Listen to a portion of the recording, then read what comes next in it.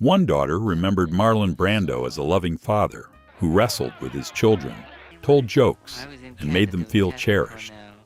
Another daughter said she had grown to despise him because he was almost never there. His eldest son entered a room carrying a gun, believing he was defending his pregnant half-sister. Moments later, her partner was dead. 5 years after that shooting, the sister took her own life. Another son spent years inside Michael Jackson's private world. One adopted daughter carried forward Brando's humanitarian work, and several of his youngest children disappeared so completely from public view that even devoted fans barely knew they existed. Marlon Brando was publicly acknowledged as the father of at least 11 children. They were born to different women, raised in different countries, and separated by oceans, languages, privilege, scandal, and tragedy. To the world, there was only one Marlon Brando, the revolutionary actor who changed American cinema. But inside his family, there were many Brandos: the protective father, the intimidating father, the distant father, the father who chose some of his children, and the father others spent years trying to reach. So what happened to Marlon Brando's 11 children? And how could 11 people grow up carrying the same famous name, yet remember entirely different versions of the man behind it? To understand that, we have to begin long before Brando became a father, with a boy who made himself a promise that his own children would never suffer the way he had. The child who learned to escape. Marlon Brando was born in Omaha, Nebraska in 1924. His childhood was comfortable in material terms, but emotionally unsettled. Both of his parents struggled with alcohol. His mother, Dorothy, was imaginative and artistically inclined, but her drinking made her unpredictable. His father, Marlon Brando Sr., could be harsh, critical, and intimidating. Brando later described childhood as a search for an acceptable identity. When a child feels unwanted, he suggested, the child learns to become whatever might finally earn approval. Acting gave him that opportunity. After being expelled from military school, he followed his older sisters to New York.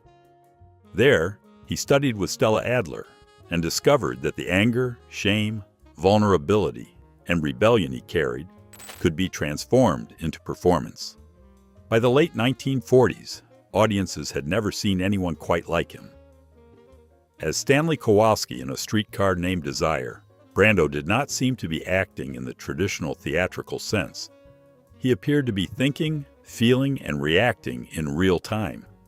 His performances in On the Waterfront, The Wild One, and later The Godfather changed the expectations placed upon every actor who followed him.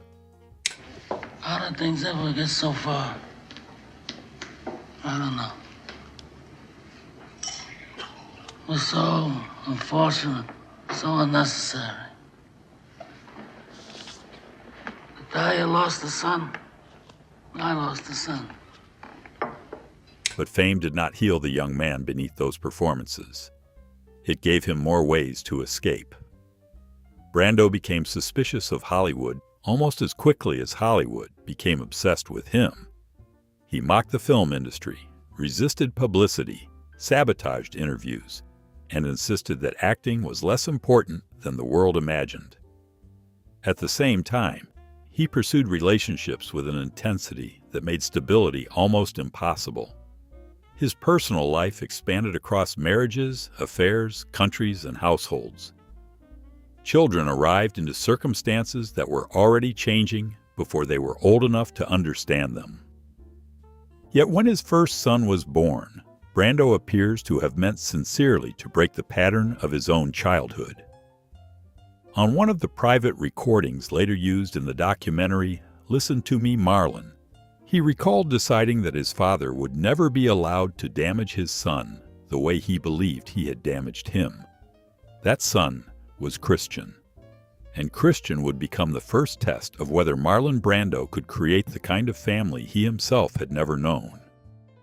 Christian, the first son. Christian Devi. Brando was born in Los Angeles on May 11, 1958. His mother was Anna Kashfi, an actress Brando had married the previous year. Their marriage deteriorated quickly, and by 1959, they were divorced. Christian's earliest years were shaped not by a stable family home, but by conflict over who would control his upbringing. The custody dispute between his parents became bitter and prolonged. Christian moved through a world of lawyers, household staff, private schools, and competing loyalties. Whatever Brando intended when his son was born, fatherhood soon became entangled with his chaotic relationship with Kashfi. One of the strangest episodes occurred in 1972. While Brando was abroad, Christian was taken from school and brought into Mexico by people connected to his mother. Brando hired private investigators to find him. Christian was eventually recovered from a tent, reportedly ill with bronchial pneumonia. For a child, it must have been a bewildering existence. One parent taking him away, the other sending investigators to retrieve him, and the entire struggle taking place beneath the shadow of one of the most recognizable men alive. Years later, Christian described a family that kept changing shape. New partners appeared. New siblings arrived. Breakfast tables contained faces he did not always recognize. But his relationship with his father was not simply one of abandonment. In a 1976 interview, Brando said he loved Christian and also genuinely liked him. He described spending considerable time with his eldest son and sounded proud of their connection. At that moment, Christian was 18, and Brando appeared to believe that whatever damage had occurred during the custody battles could still be repaired. Christian did not follow his father into a serious acting career. He worked with his hands, including as a welder, and seemed most comfortable when he was away from Hollywood. But adulthood did not bring the stability his father may have hoped for. Christian struggled with alcohol and drugs, and his life became increasingly unsettled. Still, family loyalty remained powerful. That loyalty would eventually draw him into the most notorious night in the history of the Brando family. But that night was still years away. Before Christian's life collided with tragedy, his father had already begun creating other families, first in California and then thousands of miles away in the South Pacific. Christian was the first Brando child to discover how difficult it could be to carry that name. He would not be the last. And before we continue, if you enjoy carefully researched stories about the families behind classic Hollywood's greatest legends, subscribe to Vintage Hollywood. We look beyond the famous image to discover what happened after the cameras moved on. Because Brando's next children would grow up much closer to celebrity culture, even as their father insisted that Hollywood was the last place he wanted them to belong. Miko and Rebecca, the Hollywood children. Brando's relationship with actress Movida Castaneda produced two children, Miko and Rebecca. Miko was born in 1961. Rebecca followed several years later.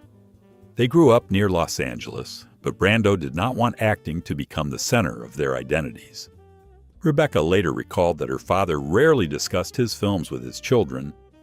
Questions about acting could be ignored completely. He preferred that they pursue education and develop lives beyond the entertainment industry. That did not mean he was an easygoing father. Rebecca remembered him as deeply loving, but also intimidating. When she brought boyfriends home, some were too frightened to deal with him. He did not always need to raise his voice. His physical presence, reputation, and intensity could dominate a room without any obvious effort. Brando himself reportedly wondered why people were afraid of him. The answer may have been visible in the performances that made him famous. He could communicate danger through silence. At home, that power did not simply disappear because the cameras were gone. Yet Rebecca's memories also reveal warmth and absurdity. Brando could be playful. He enjoyed practical jokes. He cared about what his children were reading and learning. He spoke to them about compassion and injustice. Rebecca later said that her father taught her the importance of caring about people who had less power. She eventually became a clinical psychologist, a career far removed from acting, but deeply concerned with human behavior, suffering, and the complicated inner lives of others. Miko also remembered a father who differed dramatically from the brooding public legend. He described Brando as loving, caring, funny, and good company. When they were together, Miko said, the family did not experience him as the great actor or two-time Academy Award winner. He was simply Dad. They played, they wrestled, they told jokes. Miko said that his father made the children feel loved and important, and that Brando did not repeat the cruelty he himself associated with his own father. That account matters because it complicates the easiest version of this story. Marlon Brando was not remembered by every child as cold or absent. In some rooms, at certain moments, he appears to have been affectionate and engaged. But there were many rooms, and the children in one household did not necessarily know what life was like in another. Miko eventually entered a different kind of celebrity world. He became closely associated with Michael Jackson, working in security and spending years inside Jackson's private circle. Through that connection, Brando himself formed a friendship with Jackson. It is a strange extension of the family story. The son of a man who distrusted fame, growing up beside another global celebrity whose private life was also surrounded by secrecy and public fascination. Rebecca, meanwhile, became involved in preserving a more personal understanding of her father. She supported Listen to Me, Marlon, the documentary constructed from hundreds of hours of Brando's private recordings. Hearing those tapes allowed her to discover parts of her father she had never known. The actor at work, the young man before the children were born, and the private thinker who recorded his fears and contradictions in solitude. Miko and Rebecca knew a Brando who could be strict, funny, frightening, and tender. But while they grew up within reach of Los Angeles, another part of the family was forming across the Pacific. There, Brando believed he could build something Hollywood had never given him, a life outside the machinery of fame. Tahiti, the family across the ocean. In the early 1960s, Brando traveled to French Polynesia to film Mutiny on the Bounty. The production became notorious for delays, escalating costs, and conflict. But Brando left with something far more permanent than another film credit. He fell in love with Tahiti. He also fell in love with his co-star Tarita Teriapaya, who played Maimiti in the film. Brando and Tarita had 2 children together, a son, Simon Tehotu, and a daughter, Tarita Cheyenne. Brando also became connected through adoption to Tarita's daughter, Maimiti, and to Rayatwa, another child within the Tahitian side of the family. Public accounts frequently list both among his 11 acknowledged children, although reliable details about their private lives and the exact circumstances of their upbringing remain limited. Brando purchased Tetiaroa, a 12-island atoll north of Tahiti. To him, it was more than a retreat. He imagined it as a place where tourism, ecological research, renewable energy, conservation, and Polynesian culture might coexist. Decades before environmental sustainability became a fashionable celebrity cause, Brando was consulting scientists and imagining self-sufficient systems for the island. Many of those plans proved difficult to realize during his lifetime, but the vision survived. The later Brando Resort and Tetiaroa Society developed the atoll as a center for sustainable hospitality and environmental research. Brando also believed Tahiti might protect his children. In the 1970s, he said he did not want his Tahitian children sent to the United States. He viewed them as trusting and feared that the speed and aggression of American life would damage them. He described visiting them on weekends, either traveling to Tahiti or bringing them to Tetiaroa. From Brando's perspective, Keeping the children in Polynesia may have felt like protection, but protection at a distance can look very different to the child being protected. Simon grew into one of the more private and apparently stable members of the family. His adult life remained closely connected to Polynesia and to the island that had become central to his father's dreams. Cheyenne's experience was more turbulent. As a young girl, she reportedly adored her father. She was strikingly beautiful and later worked as a model. But as she grew older, affection turned into resentment. She complained that Brando's visits were too rare.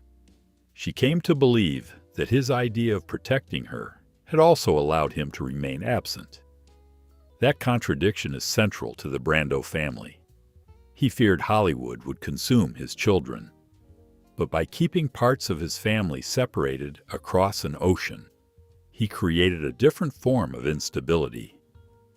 His California children and Tahitian children did not merely live in different houses. They existed in different cultures, spoke from different experiences, and received different amounts of access to their father. Cheyenne's life changed dramatically in 1989, when she was seriously injured in a car accident. Her face required reconstructive treatment, and her modeling career was disrupted. Around the same period, she was in a relationship with Dag Drulle, the son of a prominent Tahitian family. She became pregnant with their child. In 1990, Cheyenne traveled to Los Angeles and stayed at her father's home on Mulholland Drive. Dag joined her there. Christian was also present. For years, Brando had kept his families in separate worlds. Now his first son and his Tahitian daughter were under the same roof. Within days, the separation Brando had built across an ocean would collapse in the most devastating way possible. The night the families collided. On May 16, 1990, Christian and Cheyenne went to dinner in Hollywood. During their conversation, Cheyenne told her half-brother that Dag had physically mistreated her. Christian had met Dag only hours earlier.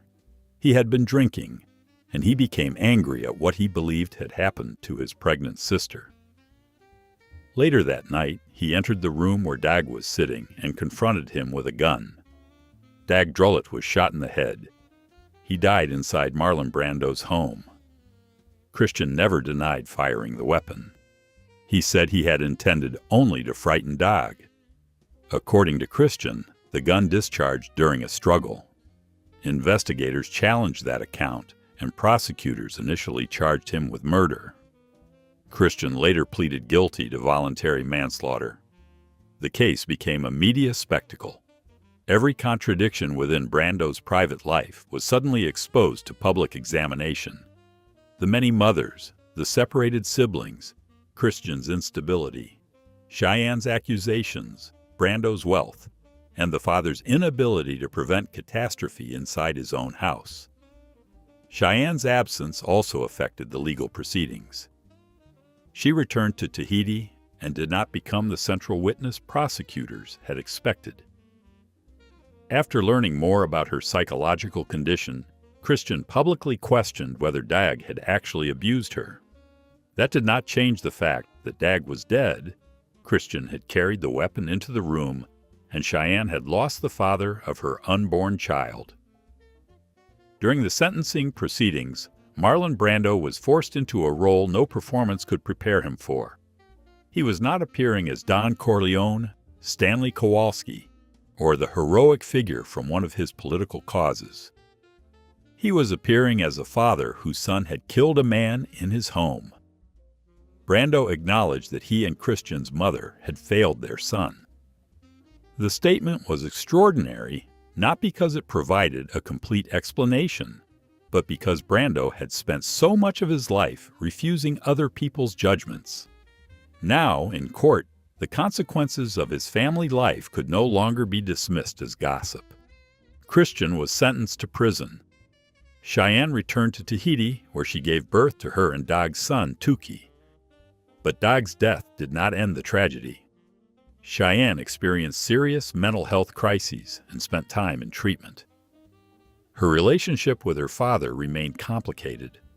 Brando tried to help her, but money, lawyers, physicians, and private hospitals could not restore the life that had existed before that night. On April 16, 1995, Cheyenne died by suicide at her mother's home in Tahiti. She was 25 years old. Her death came almost 5 years after Dag's killing and left her young son without either parent. The loss devastated Brando, but Cheyenne must not be remembered only through the circumstances of her death. She was a daughter whose early love for her father became anger. She was a young woman navigating beauty, injury, pregnancy, family instability, and intense public scrutiny. She was also a mother. The tragedy was not one isolated act. It was a chain of consequences moving through several members of the family. Christian believed he was defending his sister. Dag lost his life. Christian lost years of his freedom. Cheyenne lost her partner and later her own life. Tuki lost both parents. And Brando, who had once believed distance could protect his Tahitian children, discovered that no island was far enough away to keep the family safe. Christian after prison. Christian served approximately 5 years before being released. Freedom did not produce a clean second beginning. He continued to struggle with substance abuse and unstable relationships. His name remained inseparable from the killing, regardless of what work he did or where he lived. This is one of the cruelties of being the child of a legend. A private person can sometimes move, change professions, and begin again. A Brando could not easily become anonymous. Christian's crime belonged not only to him, but in the public imagination to an entire Hollywood dynasty. Every later report about him returned to the same night in 1990. His life included further legal and personal trouble. By the time of his death, the image of the angry, damaged eldest son had largely replaced the more complicated person behind it. The boy caught in a custody battle, the teenager recovered from Mexico, the young man his father once said he both loved and liked. Christian Brando died of pneumonia in Los Angeles in January 2008. He was 49 years old. His father had died 4 years earlier. Whatever final understanding existed between them remained private. But the first Brando child's life had become the darkest possible answer to the promise Marlon once made at Christian's birth. He had wanted to protect his son from the damage passed down by his own father. Instead, Christian entered adulthood carrying a different collection of wounds, some created by his parents, some by his own choices, and one irreversible act that would define the rest of his life. Petra, the daughter, he chose. The tragedies of Christian and Cheyenne can make it tempting to interpret every Brando family relationship through failure. Petra Brando Fisher offers a necessary counterpoint. Petra was the daughter of Brando's longtime assistant, Caroline Barrett, and writer James Clavell. Brando adopted Petra and gave her his name. She did not inherit his blood, but she became his daughter by choice. Petra later remembered Brando not primarily as the difficult actor described in countless books, but as a man deeply committed to humanitarian causes. She has spoken about his support for children in need, his involvement with UNICEF, and his belief that celebrity should be used to draw attention to people whose suffering was ignored. She worked to continue that philanthropic dimension of his legacy. This does not erase the painful memories of Christian or Cheyenne, but it complicates the verdict. A person can fail within one relationship and provide meaning within another. A father can be emotionally unreliable in one household and formative in another. Petra's story also reveals that Brando's concept of family did not depend entirely on biology. He created connections through adoption, loyalty, friendship, and responsibility. The structure might have appeared disorderly from the outside, but to Petra, the bond was real. She inherited the part of Brando that cared about injustice, indigenous rights, civil rights, environmental protection, and vulnerable children. In that sense, the daughter he chose may have inherited the legacy he most wanted the public to understand. Not acting, not fame, responsibility. The children who remained out of sight. During his later years, Brando had 3 more children with Maria Cristina Ruiz, Nina, Miles, and Timothy. Compared with Christian, Miko, Rebecca, Simon, and Cheyenne, remarkably little reliable information about their adult lives has entered the public record. That absence should not be filled with speculation. We cannot assume they hated the Brando name, embraced it, escaped from it, or were damaged by it simply because they chose, or were allowed, to remain private. What can be said is that they knew a much older father. By the time the youngest children were growing up, Brando had already lived through several careers. He had been the young revolutionary actor, the reluctant superstar, the political activist, the Hollywood outsider, the owner of Tetiaroa, and the father standing inside a courtroom after one child had killed another child's partner. He had also become increasingly reclusive. His health declined. His weight fluctuated dramatically. Breathing problems, diabetes, and other conditions complicated his final years. At the same time, his family remained one of the central parts of his private world. Near the end of his autobiography, Brando described finding pleasure in small experiences, building things, observing animals, laughing with friends, and being with his children. That does not tell us what Nina, Miles, or Timothy experienced. It tells us only that Brando believed fatherhood still mattered to him. Their privacy may be one of the few uncomplicated victories in this family story. The older children had their custody disputes, marriages, accusations, careers, and tragedies reported across newspapers and magazines. The youngest largely avoided becoming public characters in someone else's version of their lives. Maimiti and Raiatua also remained highly private.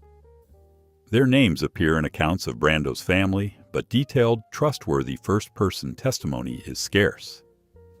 In a story built around 11 children, it would be easy to treat a lack of public information as a disappointment. It may instead be the answer. Some of Marlon Brando's children managed to live without having every mistake or family conflict turned into entertainment. Considering what happened to Christian and Cheyenne, anonymity may have been the safest inheritance available. Simon and the Island. Simon Tehotu's story remained closely connected to the South Pacific. Where Christian became associated with the tragedy in Los Angeles and Miko with the world of global celebrity, Simon's public identity was tied more quietly to Tahiti and Tetiaroa. The island Brando imagined as an environmental experiment did not fully become what he hoped during his lifetime. There were logistical problems, financial difficulties, and the unavoidable contradiction of trying to preserve paradise while also developing it. Yet the vision did not disappear. The Brando Resort opened in 2014, 10 years after Marlon's death. Tetiaroa Society established scientific and conservation programs dealing with coral reefs, biodiversity, ocean conditions, invasive species, and the resilience of island communities. It is difficult to imagine a more revealing monument to Brando. Not a museum filled with costumes, not a studio tour, not a theater bearing his name. An island, beautiful, remote, idealistic, expensive, environmentally ambitious, and complicated. In other words, something much like Brando himself. Simon's connection to that world represents a quieter continuation of his father's life. He did not need to become an actor or a public spokesperson to remain part of the legacy. He belonged to the place Brando used for decades as both dream and refuge. But Tetiaroa also carried the memory of Cheyenne. The island could not be separated from the Tahitian family Brando had tried to protect, or from the daughter whose experience of his absence differed so greatly from the protection he believed he was providing. Paradise preserved one part of the family. It could not preserve all of it. The father on tape. After Brando's death in 2004, his private audio archive offered his children an unusual experience. They could hear their father thinking aloud. Brando had recorded hundreds of hours, reflections, self-hypnosis, memories, rehearsals, phone messages, philosophical observations, and attempts to understand his own behavior. These recordings became the foundation of Listen to Me, Marlon. Rebecca said she discovered through them how seriously her father approached his work. At home, he had discouraged conversation about acting. On tape, she encountered the research, preparation, and thought behind the performances. The recordings also returned repeatedly to childhood. Brando could trace the origins of his anger and need for reinvention. He understood that he had spent his life searching for identities that could protect the unwanted child he once believed himself to be. What he could not do was provide one final, authoritative explanation of his fatherhood.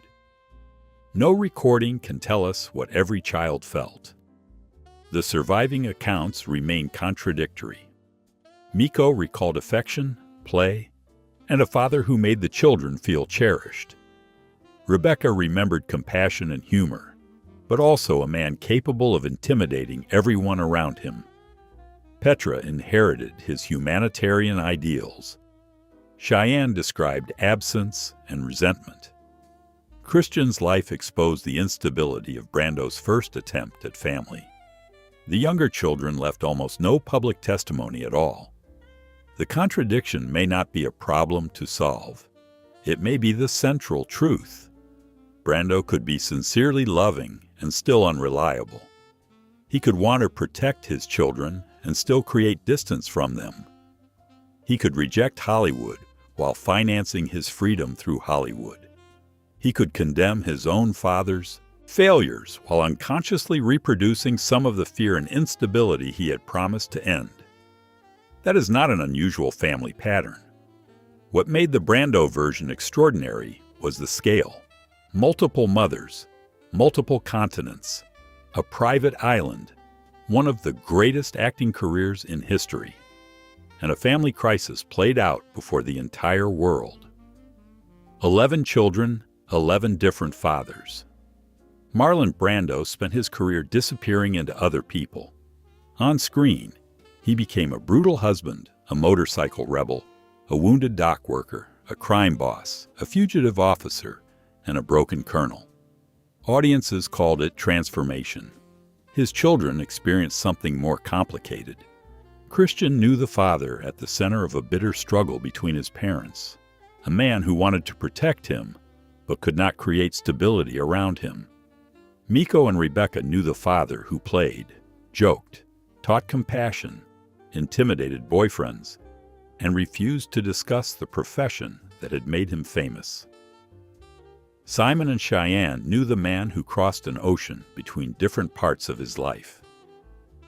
Simon remained connected to the island that embodied Brando's dreams. Cheyenne came to experience that same distance as abandonment. Petra knew the father whose commitment to children and humanitarian work shaped her own purpose. Maimidi, Raiatua, Nina, Miles, and Timothy lived far enough outside public scrutiny that much of their relationship with him remains theirs alone. None of these accounts completely cancels out the others.